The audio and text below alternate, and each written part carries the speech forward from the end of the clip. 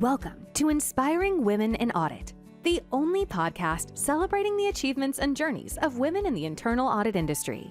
In each episode, we spotlight the extraordinary stories, insights, and expertise of these dynamic professionals.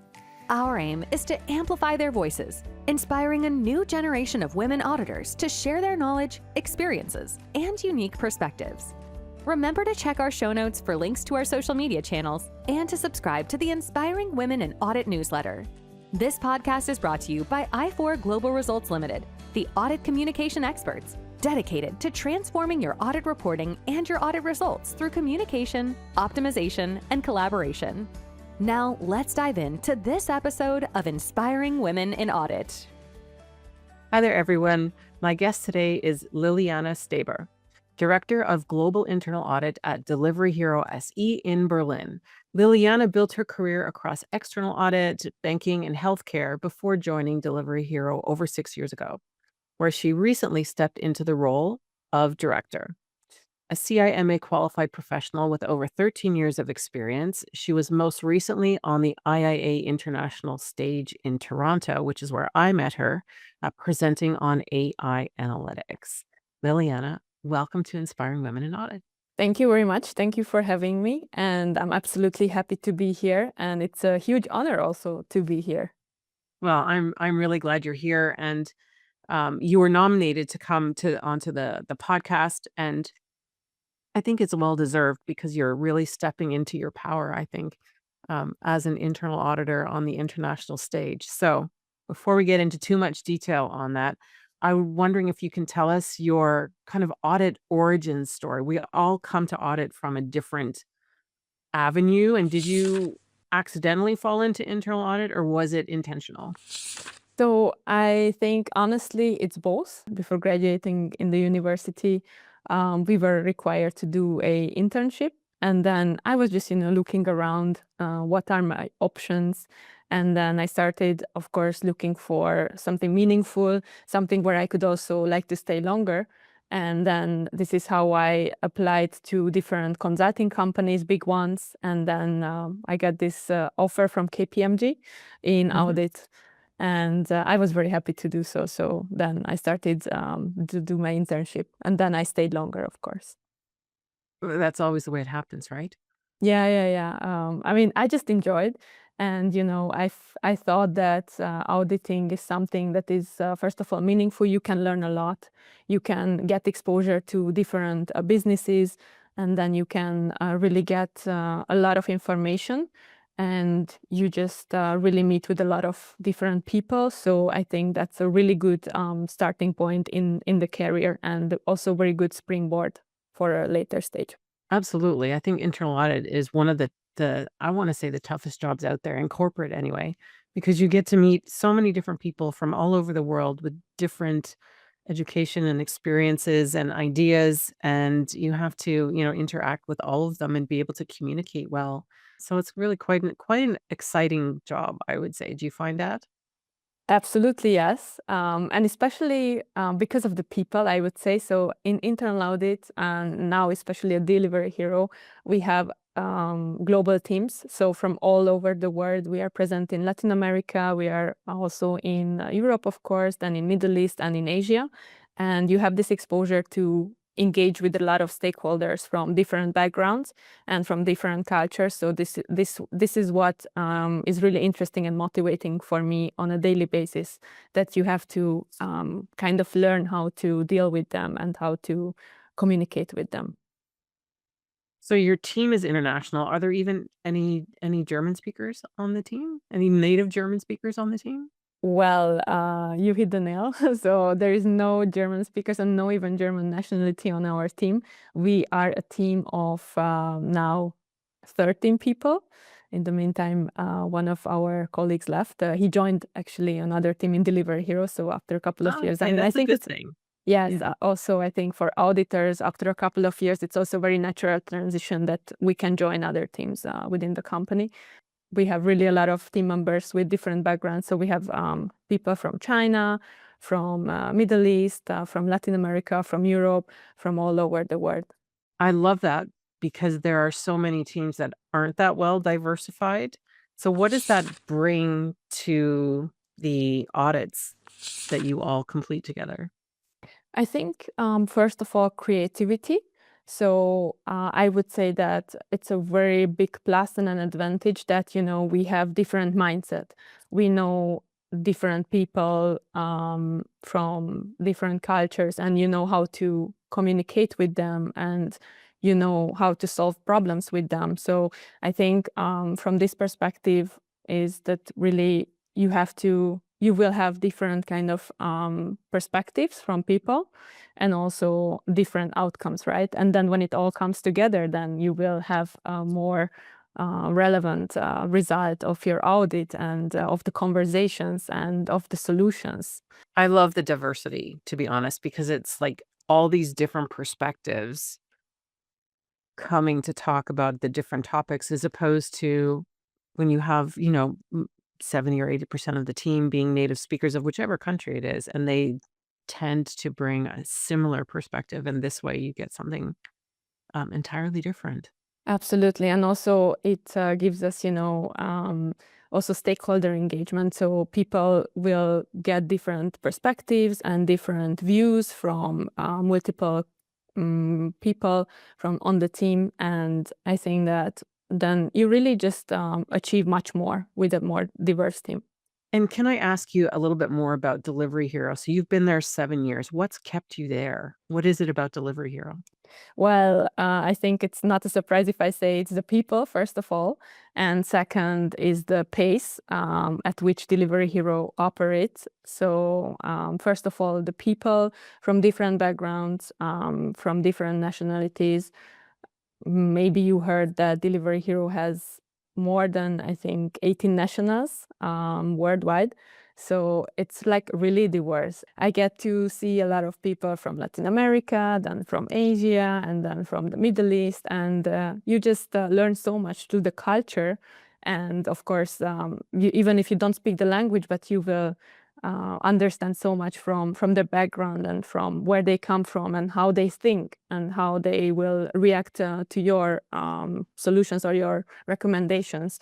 And speaking of culture, I'm wondering if you can speak to a little bit the culture of Delivery Hero. My experience with it is it's fast-paced, dynamic, and really kind of tech-focused.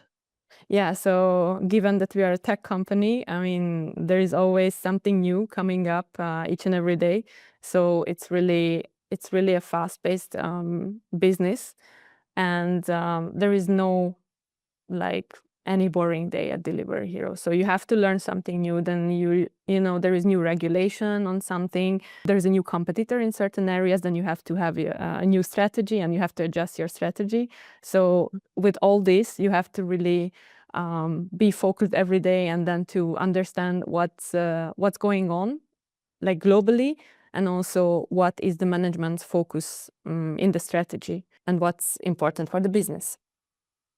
Right, and that sounds super tailored when you talk about, the risks and what's happening around the world, because we have so much geopolitical risk these days. Yeah, So absolutely. Absolutely. So you never know what's going to happen the next day.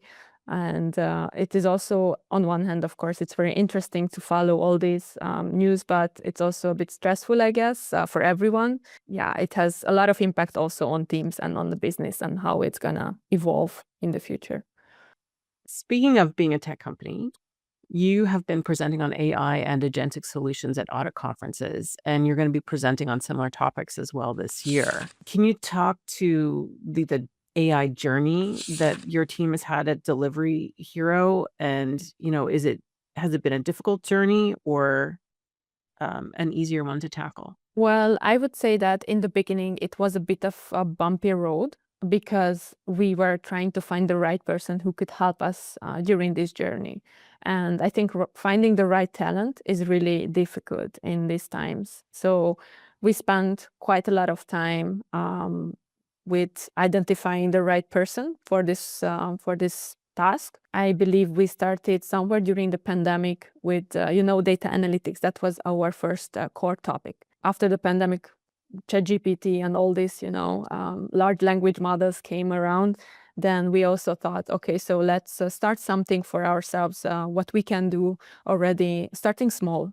And this is also a key message that I would like to deliver to everyone, that start small and don't try to create something, something huge, and don't try to do a rocket science out of this, because I think it can be really simple. Then we actually hired the person who I presented with in also Toronto last year. His name is Levin, and he joined us 2 years ago. And then we started developing our own AI tool. So given that our company is very heavy Google user, I think it was for us a little bit easier than for other companies, because really all the services we use are Google connected. And with that, I think it was just very natural that we will use something Google based also for generative AI. And we started actually using Google Vertex. So based on that, we started building this own tool for AI, and we really started with some very basic, simple tasks. And also that was actually our idea, that when Levin joins, he would come with us on the audit, and then he would just listen, he would just observe what we do, and then he could understand what are the routine tasks then that are actually relevant for daily work of the auditors. And also we came together as a team on a quarterly basis, and then we discussed it in a workshop, what would be also still maybe what could be more use case for the team. And then he did his own magic, and then he started building this tool around all these tasks. And of course, I mean, I didn't talk about like very basic things in the planning phase, like, searching for the scope or putting together the scope. That's also something that we can do with the tool. So you can search online, or you can also search internally, because we also fed our tool with our own historical reports and historical information. And now we are able to retrieve all this data also within the tool. Interesting with feeding old reports in, because they have to be really good if you're going to feed old reports in and actually use them. Yeah. So I think that in the last 5 years, we were able to upload everything. So starting 2020, then we could upload everything that we had. And it has a similar structure and similar folder structure, similar data. So everything can be just retrieved from there. And do you use that as like a data knowledge base, or do you use that as models for writing future reports? So first of all, for the planning phase, so it supports us in the whole audit lifecycle, from the planning through the fieldwork till the reporting phase. And in the planning phase, we use it as a knowledge base. So everything is just uploaded there, and then we can have access to this information from the past. So we can build our scope around this part, right? And then as we move to the fieldwork, we use the tool more for analytics, to analyze big data and CSV, Excel files, and so on and so forth, and also PDFs, of course. And then in the reporting, we are able to generate observations, and then also our audio summary for the report. So you're doing audio summaries now? We do. Yes. Not written? Both. So Both? we have both, yeah. We have a concise version of the audit report, and then we also additionally do this audio report summary. And is that something that Levin built, the audio, or are you using one of the Google tools? So available? it's also the Google tool, yes. And then you are able to generate, right, the script for the audio summary, and then you can even select the voice and then the language, in which language you want to do. But of course, we do everything in English. But the voice, you can tailor it additionally to your specific needs. So you haven't built your voice in? We haven't done yet, but that's the next stage, and that's the next plan. Or Larry's voice in? Oh, Larry's voice, yeah. But I mean, I think that maybe we will have some data privacy issues there. So first, we just started with very simple. But yeah, that's the plan, actually, to mimic auditor's voice as well. Yeah, I think so. I think the audio is really good. I mean, with some of the Google tools that are out there, you can actually create a podcast with these things. Yeah, absolutely, yes. But I also have to say that this functionality helped us a lot to save a lot of time, because Earlier, we used to do it manually. So that means we were recording ourselves in front of the camera. And of course, when you made a mistake, you have to re-record yourself. And it took a lot of time, right? So, I mean, you know this I like do. from your from your own experience. Yeah. I do indeed. Yeah, it creates all kinds of opportunities. At the click of a button, you can have an audio executive summary if you want. Absolutely. Yeah. Yeah. So it helps us tremendously now. Yeah. That's super. And how do your stakeholders respond to the new ways of creating and delivering audit reporting? I think that they like it. And we started with the audio report back in the pandemic. So that was actually an idea after back and forth discussions with management. So what is your preference to get and receive internal audit reports? And then they said, well, we don't have much time. So I think the more concise, the better is.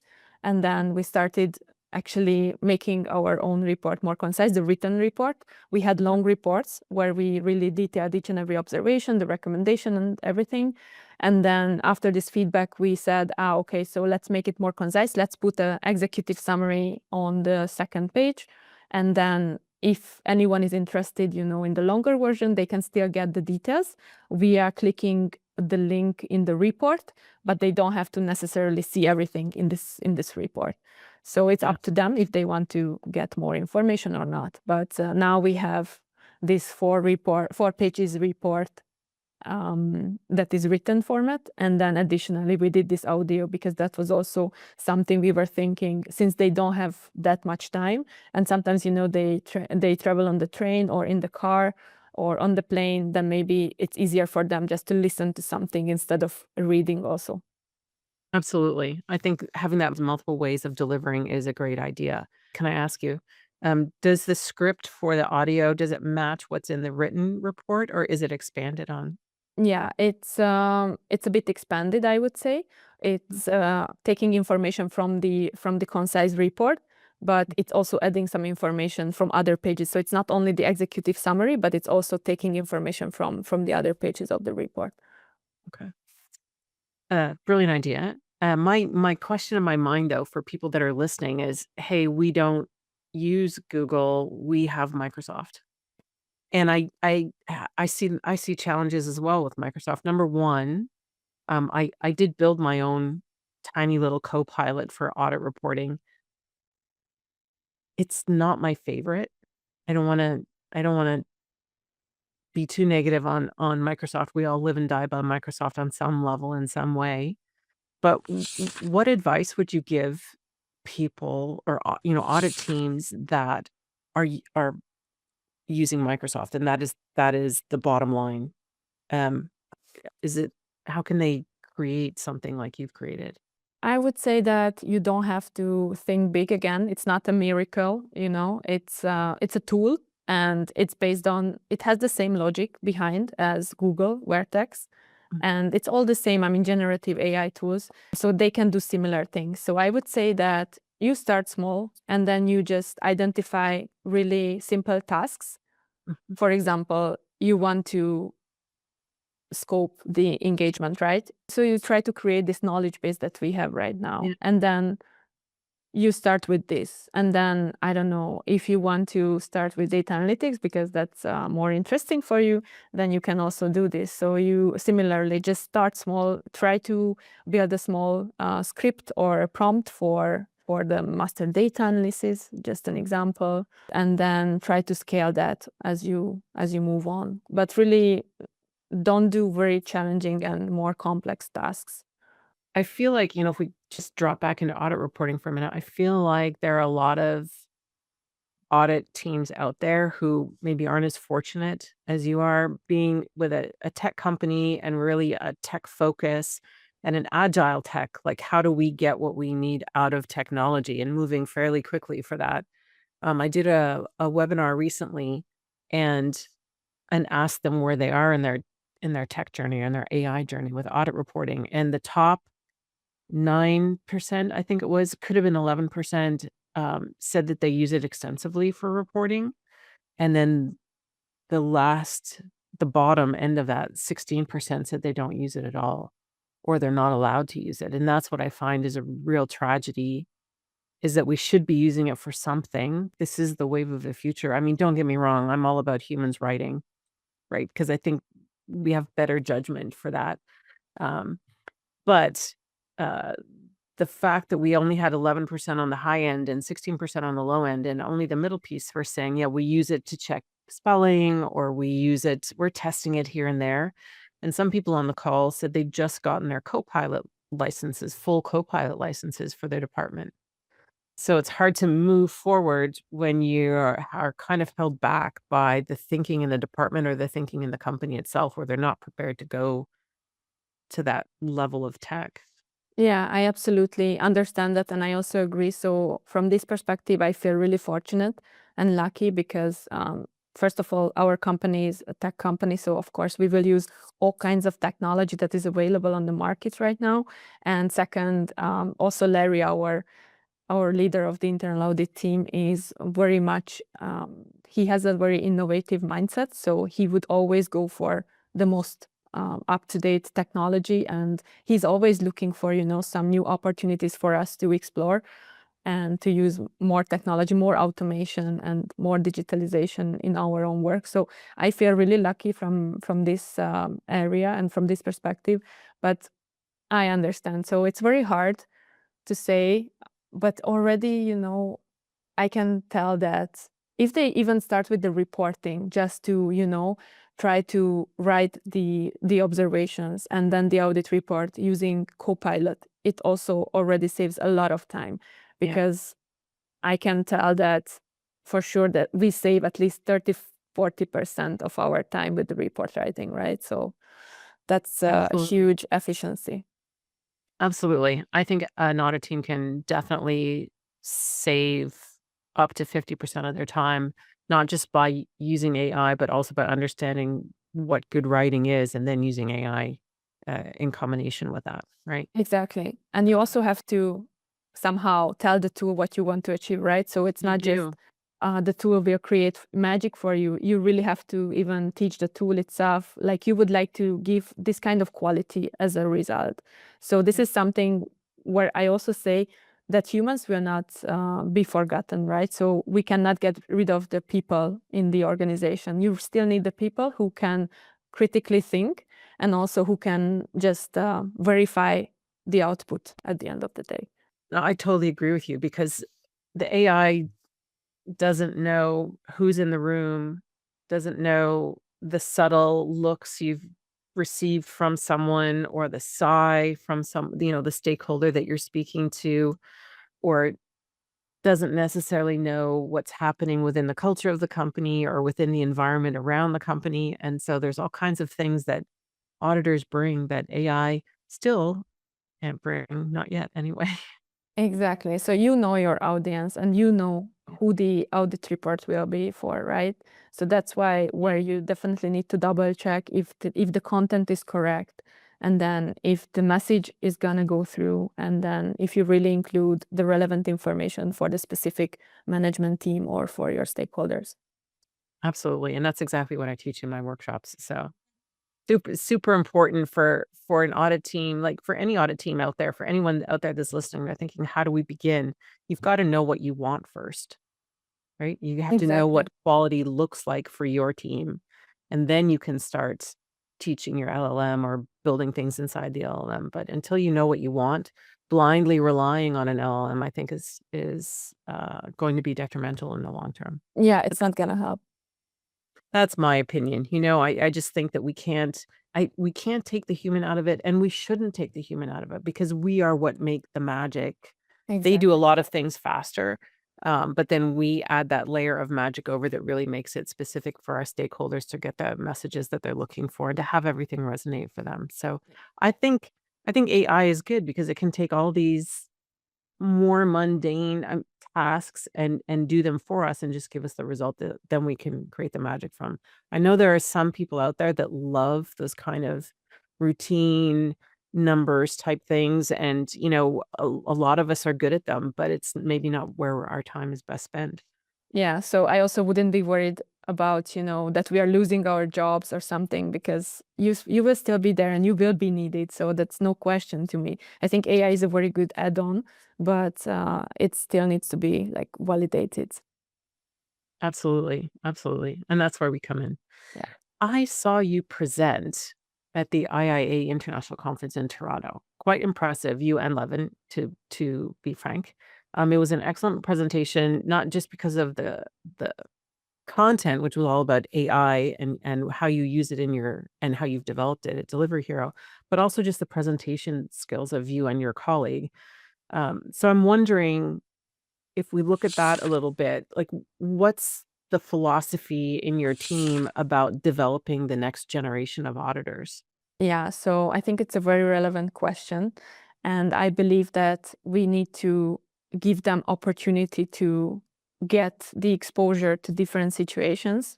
And I think this is where the conference can be a very good opportunity for them to shine and to just try themselves, and also to make sure that, their work is really presented and by them, not by someone else. So I'm so proud of Levin as well, and I mean also other team members in the team, because it wouldn't be possible without them. So this is one thing. Conference is one thing that where we can also give them this opportunity. And then second, we have also internally a lot of all hands meetings and some further opportunities that where they can take this chance, and then also just share with the stakeholders and with our management team what they have been working on. And then because also, internal audit is not like an essential part of the organization. And I mean this because we are independent and we are not part of the daily operation. So we are an independent function, and people just usually don't know what internal audit does, right, on a daily basis, and or ever, like, what you guys do. I get this question quite a lot. So yeah, now in this case, for example, in all hands or in conferences, people can understand finally what we do and how we can add value. I think that's a great way to elevate the skills of your team members by putting them in those maybe challenging situations, starting by presenting internally or presenting externally at conferences. I think it's a super way to do it. I think it's all about, like, for me, it's all about empowering our teams. Some people don't want to step out on a stage, internal or external, and it may not be the thing for them. But for many of our teams, it's a great way to step up and to show their leadership skills and to gain the confidence to speak in public and all those kinds of things, which will only help them in their careers. Absolutely. I mean, I always push them a bit. Maybe they don't feel comfortable that much, in the beginning. But I think also I noticed this on Levin, that he was maybe a bit uncomfortable in the beginning, but now with the second and third conference, he's like really eager to go and to present. So I'm really excited to see also how he's evolving in this sense. Right? I mean, growth is at the end of our comfort zones. Exactly. So you have to step out of your comfort zone. Otherwise, it will not change. Right? And I step out of mine daily. I don't know about you, but it's like a Same. daily thing where you're like, "Oh gosh, I have to do this, and I haven't done it before, or I don't feel like I'm gonna be good at it," and you just do it anyway, you know? Exactly. And I think it's very rewarding at the end of the day, because you gain more confidence. And this is also, I think, the purpose of this. So to give them more confidence. Absolutely. Absolutely, and it just somehow helps round out the team, I find, when they know they have the freedom to create and to present and to really step up. I think it does a lot for the team as a total as well. Yeah, absolutely. Along that line, if we think about today's auditor, because I know you looked long and hard for Levin, so and I know he's not an auditor, but what are the most critical skills that you think auditors should have today to be successful in this kind of dynamic, AI-focused reality we live in? I would start with adaptability, because I think with the current world and with it, the technology changing every day and so quickly, I think that this is one trait that is most crucial. So you have to be able to be adjusted to new situations and to understand what's required from you and how you can add value through these new opportunities.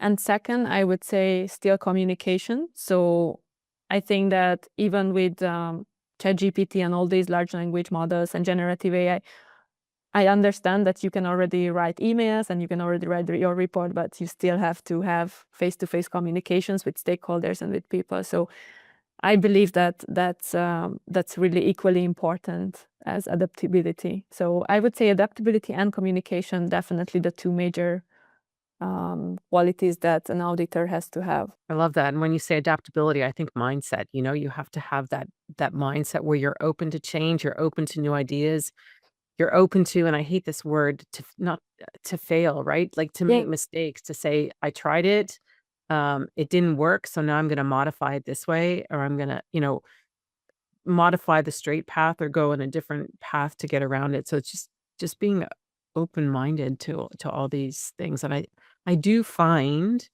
that auditors are generally quite open-minded. There are a few I've met who maybe work for companies, they're not as agile and dynamic as yours. They maybe been around 150 years. They have a long tradition. Hierarchy is very important. And then it's more of a challenge for new talent to come in with all these ideas and this adaptability and this mindset and wanting to innovate. And then they're kind of held back a little bit from that innovation path.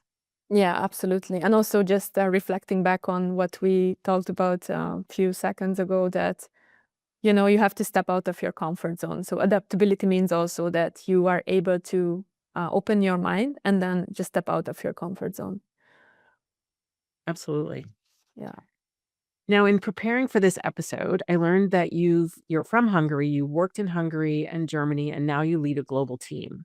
You speak 3 languages. You're on conference stages around the world, which is exciting.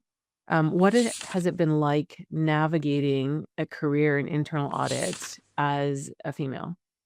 Well, it hasn't been easy, that's for sure.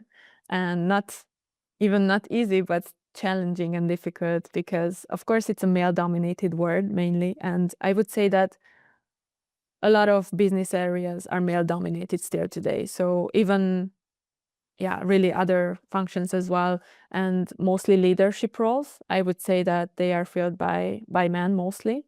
So I think it's definitely not easy. And also, I must add that I'm from Hungary, as you said, so it's a small Eastern European country, right? So it's an additional layer that comes to that. So I'm a woman and I'm a woman from Hungary. So yeah, I faced a lot of challenges and I always have to work harder, I feel, than, someone who is a male.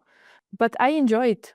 I really want to prove myself. I really want to achieve something. I know what I want. And I think if you are clear on that, then I think, yeah, you will succeed. But you have to know what you want to achieve. I think that's great advice. So for anyone listening out there, it can be and has been, I think, a challenge in the industry because it has traditionally been more males in the higher levels of the profession. I do see that changing now. Um, in my Inspiring Women in Audit LinkedIn group, we actually have quite a few younger, I would say younger compared to myself, younger chief audit executives or heads of internal audit who are women. So I think that the tide is changing. So it's a generational thing. We have an episode of the podcast with Richard Chambers, and he talks about the changing gender dynamics. And I think, as the baby boomers are retiring now, and we're just creating a lot more opportunity. And I have seen a lot of heads of audit change over in the last 3 years. And I have to say the majority are changing over to women. That's what it seems like. So that is I love the trend. I think we should hire the most capable person, of course. But I'm not unhappy to see things change and become more equal for No, us absolutely. women. I agree totally, but this change is also very slow, I must say. So I see some change as well. It's coming very slowly, but I'm also happy to see. And I will not give up also. I will encourage every woman, to speak up and then to just be eager and to go for your dreams. Absolutely. It's like to have the courage, have the confidence. And if you don't, imagine that you do. You imagine that person you want to be. How do you want to be on that stage whether it's internal or at a conference. How do you want to be on that stage? How do you want to be perceived on that stage? And then just go and be that person. And it's not always easy, but sometimes we just have to do it, you know? Yeah, Uh, absolutely. I have my routine before I get on stage where I pump myself up to make sure, because you think I've been doing this long enough. I don't need to do any of that, but I do. I have my routine. I listen to Macklemore on in my ears, and I'm right, and I'm just like pumping myself up. And I would love nothing more for every room that I speak in, for them to play that song before I get on stage, just for the whole room, right? Because it changes the whole energy Yeah, of the totally. room, and so and I have pulled that off a couple of times where there is a sound guy in the back of the room where I can say, "Can you just play this?" He's like, "I don't have it," and I'm like, "Use my iPhone," right? Because I have it. Yeah, and So make anything that works for you, right? yeah. So just if you have a routine, then do it. If you, I don't know, you need to talk to someone before you go on the stage, or you have a difficult meeting, then do it. If you have to listen to a music, then do it. If you have to practice, then do it. Like it's Oh, up to you. absolutely. Yeah, Absolutely. If you have to meditate, then do it, if you like to exactly. be alone for the 15 minutes before, whatever it is, Yeah, um, it's getting yourself into that stage presence that you wanna present to everyone. So, and that's, the reason for the podcast is to amplify women's voices in the industry. I think things are changing in the industry. We now have um, some companies like Protiviti and Audit Board who are doing more for their women, female clients, and holding special events at conferences and things. And I think that's super, super important. And I really appreciate that it's happening. So hopefully I'm a drop in the bucket that creates those ripples, to have other people hear the message and the mission. And the mission is just to amplify women's voices in the industry. yeah, Yeah. It's not about competition. It's not about who's getting on the stage and who's not getting on the stage. It's just about getting women on the stage. yeah, Right. exactly, exactly. Inspire each other also, you know? Right. I love Um, that. and I still get frustrated when I see panels at conferences or panels online, and it's all one gender. And I'm thinking, can we not find someone else to join them or to step in as one of the 4 or something like that? I have to say tends to be where I see that is like a panel of 4 gentlemen, and I'm thinking there must be a woman who's qualified to be on that stage with them, you Right? know? And I don't know if I should say this out loud, but I do things like count for a conference. I will count the number of female speakers and calculate the percentage for the Yeah, conferences, yeah, right? And it tends to stay fairly static, and I would love to see that yeah. percentage increase. Agree. Agree. But I must also say that I'm fairly lucky because our team has 50-50% male and That's female amazing. team members. So I think that we are very well represented on the team as female team members. And I'm just happy to see that as well, because I think that, this gives a very nice balance. So I think that women have probably different traits that and different dynamics that can be really useful for discussions, for just argumentation, for like really anything for the Yeah. daily work. So yeah, We all have the masculine and feminine energy, and I think feminine energy brings something different. special. Yeah, Yeah. Yeah, I like the word special. yeah. Absolutely. But going back to your team of 50-50, I think this is amazing because I know there are some audit shops out there where it is more of a struggle to attract talent, number 1, or to attract and keep female talent. And I think having a diverse team, so you have a diverse team in terms of gender, you have a diverse team in terms of nationalities and representations from around the world. That is a team I want to join. I mean, you should, yes. I can totally echo that. So I think that, this is what keeps us so long here at Delivery Yeah. Hero, because our tenure at Delivery Hero within the internal audit team is also much longer than the average. And I could also say that it's part of the fact that we are independent function, and second, that we have a very really balanced team of male and female team members. So I think that this is also very important, so you don't feel the masculine vibe so much or the female vibe so much. Balance. Yeah, exactly. It's all about balance. Yeah. Balance vibes. Yeah. Super. So if you have like one message for younger women who are entering the profession, what would you say to them? Be persistent and go for your dreams. Love that. All right, let's talk about leadership for a moment. So, you've been in working your way through your career. It's been about 13 years now. Is there a leadership lesson that you learned along your journey so far that you could share with us? Oh, yes. I think that leadership is not about having control of people, but it's more about empowering them and giving them the opportunity to shine and to learn and to grow. So I have 4 direct reports under like myself, and I always try to, take care of them, listen to them, how I can help and what I can do for them to feel more opportunity to grow and just to feel better in a team, in the work. And yeah, I think how we can function as a team, I need to listen to them carefully. That's important, is that because we don't always listen when Yeah, it would be more helpful if we just stop talking. exactly. And just because someone has the title, it doesn't mean that the person is a leader. This is absolutely true. Yeah, This is definitely true. And if you don't have the title, you could be a leader. absolutely. Yes. Other way around. Yeah.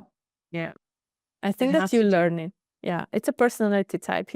Either you are open and you want to grow and you want to understand and you want to contribute, or you are just, I don't know, you are just not ready for that. Mhm, mhm, mhm. So can you describe your management style? I would say I'm supportive, I'm empathetic, and I'm also authentic. And these are super crucial for me as well, essential key traits that I'm also looking from others or in others. And yeah, I am trying to be always there for my team members, listen to their needs and to how I can help them, like really help them, sincerely help them. And this is, I think, what makes a difference. So you really want to help them, or you are just there listening but not doing anything. I love the authenticity part of it. Sometimes I think there's pushback about being too authentic. Are you too much yourself? Um, but I think authenticity helps us build trust, whether it's within our team or whether it could be with our stakeholders as well. Exactly. So if you are true to your own values, because of course that means to me that whatever you represent and whatever that are your core values, you also behave according to that, right? So this is what means to me. This is what authenticity means to me, and this is what I would like to also show to my team members. That means, though, knowing your core values. Knowing your core values, having also self-awareness, knowing your Yeah. strengths, knowing your weaknesses, and also knowing how to turn your weaknesses into strengths and vice versa. Yeah. Right. This is absolutely critical. Yeah. I remember, so when you're a manager, you have to think differently than when you're not a manager. When you're a manager, your head's down, you're doing the work, you're into the detail. And as you go up in the hierarchy, I find that as managers, we have to make decisions with less and less and less information. So I do the detail really well, but I don't really do the detail anymore. Do you know what I mean? Like Yes, absolutely. Yes. because if I had to wait for 80% of the information or 100% of the information to make a decision, nothing would ever happen. So sometimes as managers, we're making decisions on 50% or 60% and maybe 70%. And that can make other people very uncomfortable because they like to have all the detail. Yes, I know. I know that. Yeah. But you can't always have everything. And you don't even have to know everything. I mean, you have to be able to judge also and to make the decision based on the information you have at hand. Yeah. And that's really to me, what leadership comes down to is being able to apply your judgment to know when you have to make the decision, Yeah. regardless of the amount of information that you have. So that makes you a good leader. Yeah. And then you Super. have to take responsibility for that, right? Yes, absolutely. Absolutely. I look at some of the things that go wrong or the things that don't quite go quite right. Or yes, it's a mistake. And uh, in the end, I am responsible. It doesn't matter if, my assistant did it or whatever it was. In the end, I'm responsible. Exactly. And I think when we come to that, hopefully everybody else comes to that just, earlier in their career than I did. But when you come to that kind of understanding, then I think it makes life easier almost. I think so. Yeah, I Yeah. absolutely agree. Comes down to your leadership skills, it comes down to your management skills, and just own it and take, roll in the glory of the mistakes, even if you've made them. That's what Yeah, I would say. absolutely. I mean, sometimes we make mistakes. We are humans. That's absolutely okay. Absolutely. Absolutely. All right. So we're coming to a close. This is the big question, because I know you've said you know your purpose, you know your goals. So when you think about your contributions to the audit community over the next 5 to 10 years, what do you want that to be? I would definitely love to develop the new leaders or, to the new generation and to give them the opportunity to grow more into these leadership positions. And then also, I would like to emphasize the audits role in the organization even more and strengthen that, because I believe sometimes we are still looked at as, bad police instead of like a trusted advisor. And I would like to see that change. And it's already changing, but again, it's like, the male-female gender ratio, I think it's moving very slowly. So I guess we need to connect more with our stakeholders to make them understand that we are here to support and not to create obstacles. So I would say that this is my aim. And of course, I mean, just to enjoy the journey and building like solid relationships. And I look forward to seeing you on many more stages to come. Yeah, thank you. Thank you so much for being my guest on the Inspiring Women in Audit podcast. It's been a real pleasure, Liliana, and I can't wait to see what you create next. It was my pleasure, Tracy. Thank you so much. Hi, everyone. Thank you for joining us on this episode of the Inspiring Women in Audit podcast. We'd love for you to stay part of our growing community, so subscribe wherever you're listening. If you're enjoying our content on platforms like iTunes or Spotify, a quick 5-star rating from you would mean the world to us. It's a small action that supports our mission immensely. Don't forget to explore the show notes for various links and join our vibrant community on all our social media platforms. Your interaction and support play a crucial role in amplifying the voices of inspiring women in audit and spreading their inspiring stories even further. Thank you for being a part of our journey, and we'll catch you in the next episode of the Inspiring Women in Audit podcast.